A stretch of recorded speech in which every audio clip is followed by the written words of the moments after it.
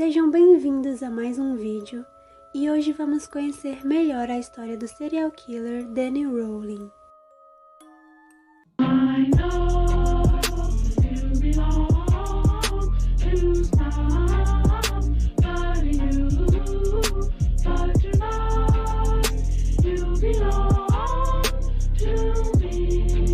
James Rowling se casou com Claudia quando ela tinha apenas 19 anos. Com apenas 2 semanas de casamento, esperavam o primeiro filho. Daniel Harold Rowling nasceu no dia 26 de maio de 1954, em Shreveport, estado de Louisiana. O nascimento irritou James, que não queria ter filhos. De acordo com os relatos de Claudia, seu filho apanhava do pai pelo menos umas 2 vezes por semana, mas os xingamentos eram praticamente todos os dias, com o policial James dizendo a Danny que ele era indesejado ou o constrangendo. Com apenas 1 ano de vida, o menino apanhava simplesmente por não saber engatear direito. Houve um episódio em que Danny adotou um cachorro, mas James batia tanto no animal que ele acabou morrendo nos braços do filho. Esse episódio levou o garoto a torturar outros animais no futuro.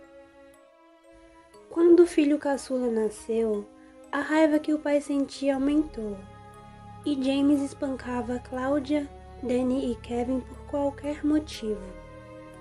Houve uma vez em que Claudia foi parar no hospital após cortar os pulsos com uma lâmina de barbear. Ela tentou deixar o marido várias vezes, mas sempre acabava voltando. Os irmãos Rowling não tinham permissão para comemorar aniversários ou feriados, e nunca receberam qualquer tipo de afeto do pai. Danny repetiu 1 ano na escola por ter faltado demais por conta de sua saúde debilitada. Por mais que ele tentasse usar a música como válvula de escape, tendo aprendido a tocar guitarra e cantarina aos 11 anos, ele começou a beber e usar drogas, sofrendo com um grave complexo de inferioridade, com tendências agressivas e um fraco controle de seus impulsos, como descrito por um de seus professores. Para fugir do passado, Danny tentou entrar para a vida militar. Foi recusado pela Marinha e ingressou na aeronáutica, mas saiu da corporação, principalmente depois de ser pego utilizando substâncias alucinógenas. Por fim, o americano resolveu se casar e tentar levar uma vida normal, mas o casamento não deu certo. Aos 23 anos, Danny discutiu com a esposa e ameaçou matá-la, o que levou a um divórcio. Cheio de ódio, ele estrupou uma mulher parecida com a ex-esposa. Em maio de 1990, ele tentou matar seu pai. Durante uma discussão familiar, ele atirou 2 vezes nele com uma espingarda. O homem sobreviveu, embora tenha perdido uma orelha e um olho. Danny Rowling passou a realizar furtos e roubos e foi parar na cadeia várias vezes, fugindo em várias oportunidades. Danny utilizou documentos roubados, assumiu uma identidade falsa, a de Michael Kennedy Jr., e foi viver em Gainesville, na Flórida. E seria exatamente lá que ele encontraria suas vítimas finais, ganhando a alcunha pelo qual é famoso até hoje. Danny teria perseguido 2 jovens após avistá-las em uma caminhada normal. Nas primeiras horas da manhã de sexta-feira, dia 24 de agosto, Danny invadiu o apartamento compartilhado por Larson e Christina. Encontrou Christina dormindo no sofá de baixo. Ele parou do lado dela, mas não a acordou, e foi para o andar de cima, onde Larson também estava dormindo. Danny assassinou Larson primeiro. Ele tapou sua boca com fita adesiva para abafar seus gritos, e depois a esfaqueou até a morte. Ela morreu tentando afastá-lo. Rowling cometeu necrofilia e com uma faca arrancou os mamilos da moça. Para ele era uma espécie de troféu. De volta ao primeiro andar, Ele matou Christina da mesma forma. Depois colocou os corpos em posições sexualmente provocativas e tomou um banho antes de sair do apartamento. A polícia foi acionada no dia 26 de agosto, quando os pais de Christina relataram que a filha do casal não atendia ao telefone e nem a porta da residência. Chegando ao local, os policiais encontraram os corpos, que haviam sido lavados com detergente no chuveiro das vítimas, em uma tentativa de eliminar possíveis vestígios de material genético deixados pelo homicida. Antes mesmo de a polícia terminar os trabalhos na cena do crime, outra ligação informando o desaparecimento de uma jovem foi recebida. Krista Hoyt, de 18 anos, não apareceu em seu trabalho e nem atendia ao telefone. Danny invadiu a residência dela com uma faca e uma chave de fenda. Ao descobrir que ela não estava, decidiu esperar ela voltar. Às 11 horas, Krista entrou no apartamento e Danny a pegou por trás, a estrangulando. Depois ele colocou fita adesiva em sua boca, amarrou seus pulsos e a levou para o quarto, onde cortou suas roupas e a violou. Como no crime anterior, ele a colocou de bruços e a esfaqueou pelas costas, rompendo seu coração. Depois de sair do local, Danny não achou sua carteira. Ele voltou à cena do crime para procurar e nesse momento decidiu decapitar o corpo de Krista e colocou a cabeça dela em uma prateleira de frente para o cadáver. No apartamento de Krista, os policiais a encontraram com os mamilos cortados. O modus operandi denunciava que havia um serial killer na cidade de Gainesville. Uma força-tarefa especial com mais de 150 investigadores foi criada, além da ajuda da Patrulha Rodoviária da Flórida e da Guarda Nacional, que passaram a trabalhar em conjunto nas investigações. Como resultado do trabalho da perícia, foram encontrados folhas de papel toalha com vestígios de sêmen nas residências onde ocorreram os dois crimes. Em 1990, os exames de DNA demoravam um bom tempo para serem realizados, o que atrasou as investigações. Com 3 homicídios em apenas 12 horas, a população estava em pânico. Muitos estudantes estavam tomando precauções como mudar suas rotinas diárias e dormir juntos em grupos.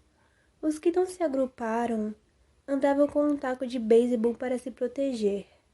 Alguns alunos desistiram de suas matrículas ou se transferiram para outras escolas. Tracy Paulis, de 23 anos, morava com um colega de quarto, Manuel Taboada, da mesma idade. No dia 27 de agosto, Danny invadiu o apartamento arrombando a porta com as mesmas ferramentas utilizadas no crime anterior. Danny encontrou Taboada dormindo e o matou após uma luta. Ao ouvir o barulho, Tracy foi até o quarto do amigo e viu o assassino. Ela correu e tentou se trancar em seu quarto, mas Danny arrombou a porta. Ele tapou sua boca e prendeu seus pulsos. Cortou suas roupas e a violou, antes de esfaquear suas costas 3 vezes. Com exceção de Taboada, todas as vítimas eram pequenas, morenas, com olhos castanhos como a mãe de Rowling. Os investigadores apontaram 2 suspeitos. Edward Humphrey, um estudante da Universidade da Flórida que tinha um histórico de doenças mentais e carregava inúmeras cicatrizes no rosto, devido a um acidente de carro. Ele havia tido conflitos com a polícia pouco antes dos assassinatos. Ele também foi preso por espancar a avó. Além disso, o jovem foi notado perto de todas as cenas do crime. Sua foto foi mostrada várias vezes pelos meios de comunicação. A prisão dele foi anunciada em Gainesville, mas após descobrirem que ele não tinha relação com os crimes, o inocentaram publicamente. O outro suspeito também foi liberado.